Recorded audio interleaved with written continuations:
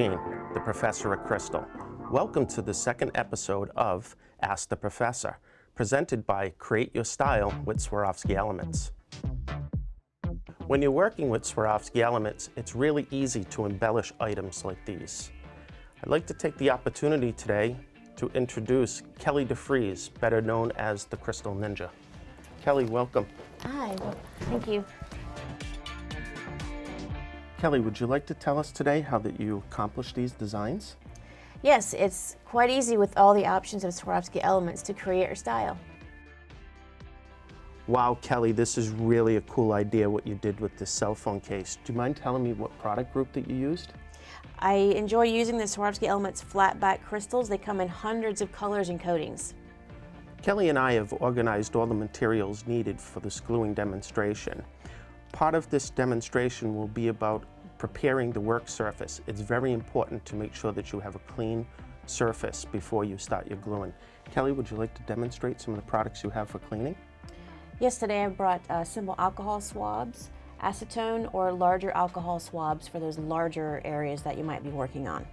Now, Kelly, would those materials be good for working with metal, wood, or plastic? Yes, all of the above. So Kelly, show us how that you clean that surface using the alcohol pad. Just give it a good wipe. And because it's alcohol, it's going to evaporate, so you want it to be completely dry before you begin. I know, Kelly, that when you're cleaning the work surface, I know that it's also important to make sure that your hands are clean, the tools that you're using are clean, the crystals are also clean, they haven't been contaminated with anything. Would you agree with that? I would agree. And make sure that you usually don't go back in and put all your fingerprints on your area. You want to always hold it by the very edge while you work on it. Here we have a phone case that was brand new out of the package. You always want to clean everything even though it's brand new. As you can see, there was quite a bit of dirt on this.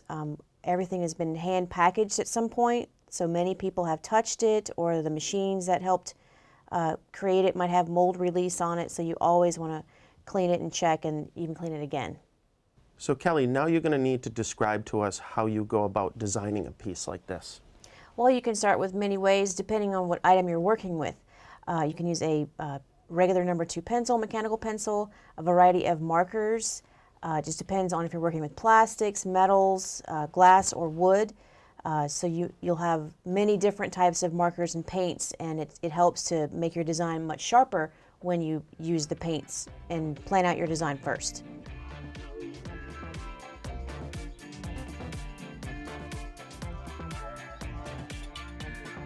All right, so another material that is excellent for working with Swarovski Elements would be a glass. So a perfume container is nice. And I usually work with a similar color of marker, and you can just start with designing wherever your area might be. Now, Kelly, do you have to use a specific type of marker for this? You want to stay away from oil-based markers or paints. You don't want to do this part with your grease pen or your China marker. This is a non-toxic version of a marker, and it's quite safe for most anyone. And I would think that any type of grease pencil or any type of oil-based paint would contaminate the work surface? Correct. Yep, you want to keep it as clean as possible. Okay, Kelly, the next question that I'd like to ask you is, how do you go about picking up the Swarovski Elements? Well, there are many ways.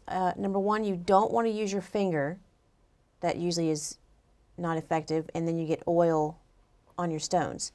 The industry standard is to use good old beeswax. With the warmth of your fingers, you can put it to the end of a toothpick real quickly here, and then gently touch the top of a stone, and it picks it up.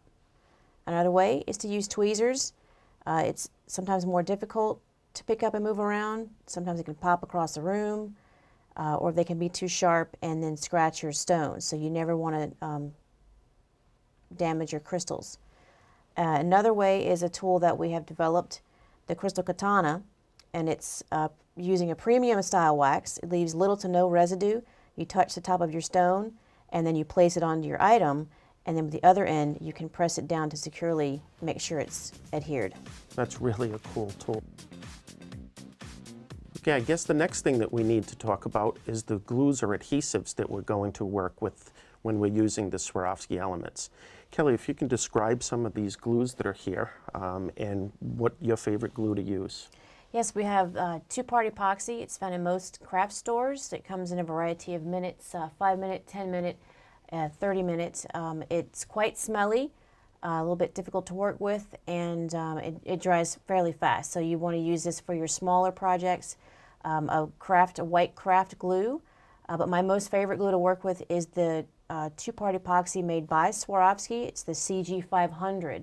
It gives you over about 1 hour and 20 minutes working time, and for curing time, you want to leave it for 6 to 8 hours and definitely let it dry overnight. Kelly, now we need to mix the adhesive. And what adhesive are you going to use on this project? Well, I'm always going to choose my favorite, the Swarovski CG500. It takes equal parts. We've already opened the caps. 1-to-1 is your mixture. And that would be equal parts of the adhesive? Correct. Part A, and here comes part B. So you want your little dots about the same size. It does not have to be exact, but you want to mix them for 30 seconds to a minute. Just mix it thoroughly.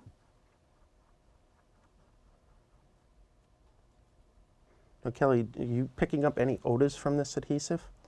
I'm picking up very pleasant odors, nothing like the other epoxies, and I think it might be because I love Swarovski so much. That's great. The one thing, Kelly, that I will say that when you're working with any type of adhesives, make sure that you're working inside of a well-ventilated area. Be careful of where that you touch the adhesive to. Be careful around pets or if you have children where that they can get into the glue. So always just make sure that you're in a well-ventilated area. So once your glue is mixed thoroughly, you can take, with your same toothpick or mixer, you can go back to where your area was that you designed earlier. And with this glue, you can go ahead and put a small amount to start working because it's not going to dry on you. You've got plenty of time to go. So Kelly, you're almost squeegeeing that glue out. Right. You don't want to squeegee too much. You just want to get a good amount to where it's not going to ooze out too bad. It does not take much. So you want to get a nice even coat. If it's too much, just kind of wipe it off onto your napkin.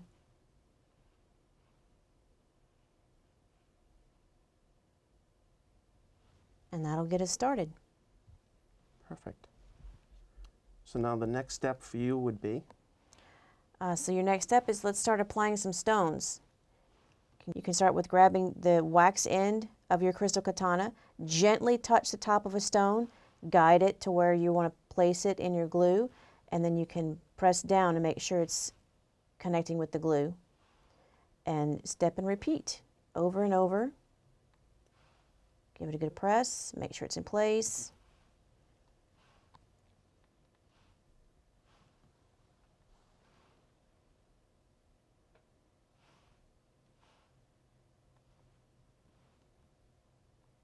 You always want to check to make sure your lines are nice and straight if you're working with a straight pattern.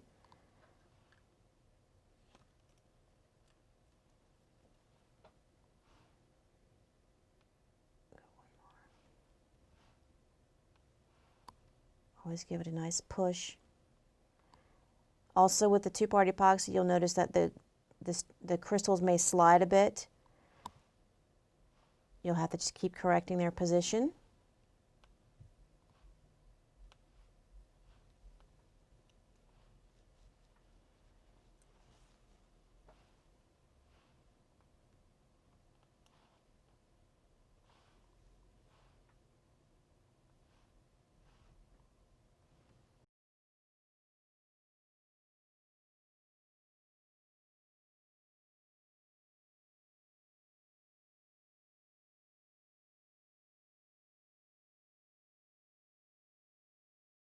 You have to keep watching your crystals so that they don't slide out of place.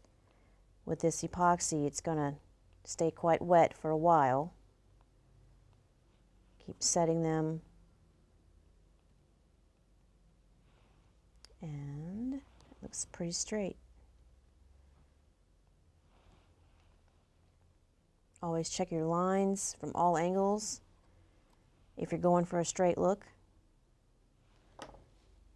You can clean up your edges once your stones are a little bit more firm. A little bit too much glue there.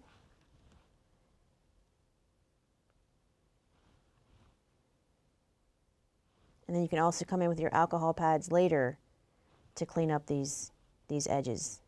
It cleans up quite nice with alcohol.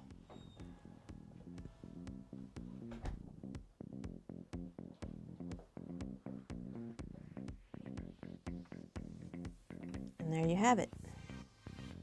Okay, Kelly, the next thing that we need to demonstrate is how to work with a 5-minute epoxy, and I'd like to also see you finish the top of that perfume bottle. For sure. We have your 5-minute, usually comes in an automatic syringe, so you don't have to measure anything out. The hard part is to get it out first, so that's a scrap pile. Now this is your better squeeze. And that's pretty much it. This has high fumes. You really want to open the window of that studio. You want to grab your toothpick or your mixing tool, and for 30 seconds to a minute, you want to mix it thoroughly. And you'll definitely notice that smell.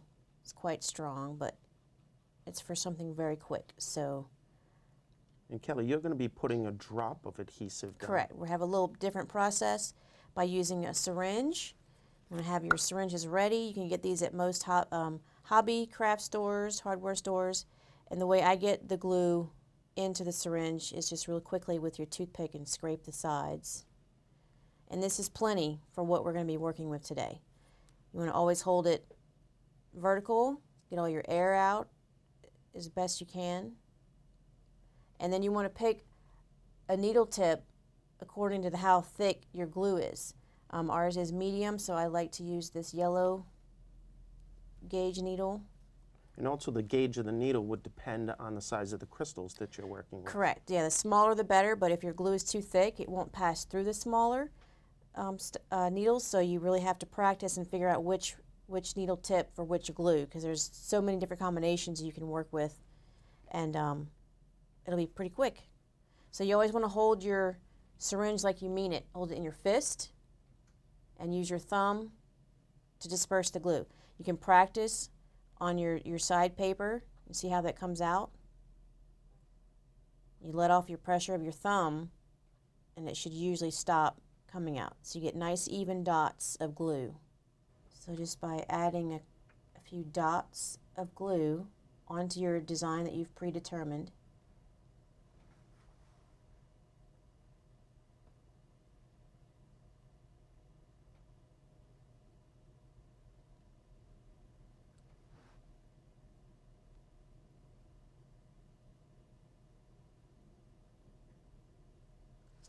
and then pull back with your fingers so that glue stops coming out of its needle. Then grab your crystal katana and continue like before, picking up one stone, placing it at the beginning of your design.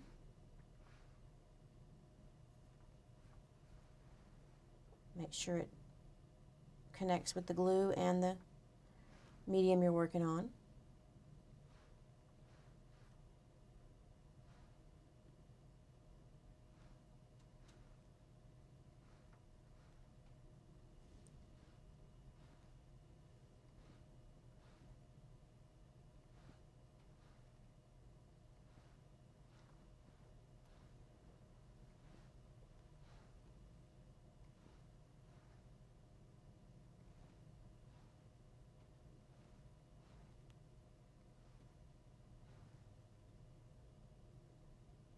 And you'll start to feel your glue start to begin to firm. Either work faster or start over. And I think the first time gluer or DIY customer that would be doing this, it'd be better to do half of the design so that they can get the speed down.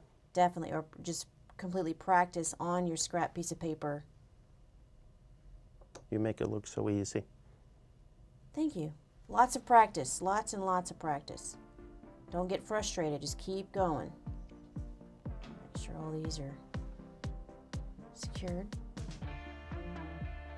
So here we have our design. It'll be set in just a few minutes with the 5-minute epoxy. Then you can clean it up. But before we finish up that, so I usually always have extra glue, and you can have something else set aside that you know it's a really quick project. So while I've got my glue out, I have a purse secure that I've pre-cleaned, and for a really quick project, I love working with this product. It's called Crystal Rock from Swarovski Elements. Okay, and just by adding a small amount of glue to the edge area where the crystal rock will set, this is plenty. You can just place it right on top. Crystal rock comes in a variety of sizes and shapes from Swarovski Elements. That's amazing. So you just took an ordinary purse hook and added the crystal rocks. Correct. This is to hang your handbag on the table while you're at a restaurant, and now it's extra special. Great job, Kelly. Thanks to Swarovski Elements. So Kelly, can you tell me how that you would go about removing any excess glue that might have oozed out from underneath the crystal or maybe got on top of the crystal? Right, sometimes that does happen. You can use your extra toothpicks to scrape off as much as you can without disturbing your crystals, because they are still very wet, and the glue it'll move on you pretty quickly. If that doesn't work, you want to let it set for a little while till it's almost cured, and then you can take Q-tips, cut the end at an angle, that way you have a nice point. Then you can bring it over to your acetone. Better known as fingernail polish remover? Better known as fingernail polish remover, right. I like to make a little dipping cup so I don't spill everywhere. I just dip it in there, and then on your excess glue, you can work it to where it'll just start to come off and clean up those edges. If you get any glue on the top of your stones, you can also do this once it dries, but you don't want to do it while your crystals are wet, because it'll just move your design. Okay, Kelly, the next demonstration that I'm going to need you to do for me is to use some UV glue. The reason that we would use UV glue on either glass or plexiglass would be if we used an epoxy, like you did on the top of the perfume bottle lid, that over time it may yellow, and it also is not dishwasher safe. So if we wanted to, let's say, create a wine glass or do a vase or something that we would want to place inside the dishwasher, it's definitely better to use a UV adhesive. And the UV adhesive that Kelly will be working with, and also the UV lamp, comes from CLK Associates, Chuck Connell. And Kelly, here's the UV lamp, so I'm going to turn this over to you. That's great. Thank you very much. So Chuck also supplies the glue. It's already in the syringe. It's black because it's light activated, so you don't want the light to ever hit that. We've added on one of our syringe tips, and we're going to put a few dots of glue onto our beautiful perfume container. Set that down. Grab your katana.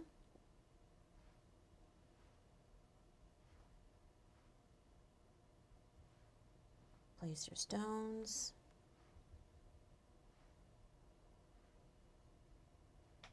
Place your crystals.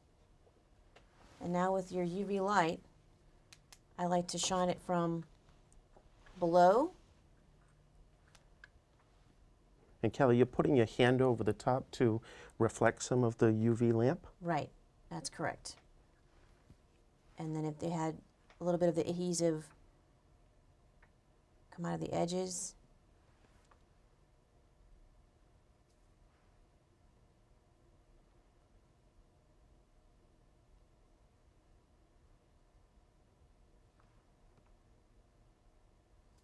And there you have it. And then Kelly, you would use the same techniques to clean any excess glue that would come off? This is right. Have your acetone on standby. And I would still give it a little while to cure, and then you can clean up, because it does slide. It's very wet glue. It's very liquidy.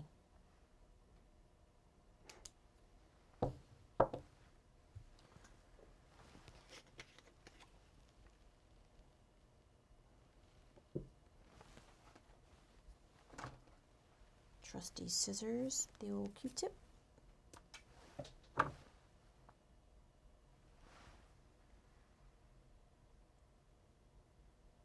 cleans right up.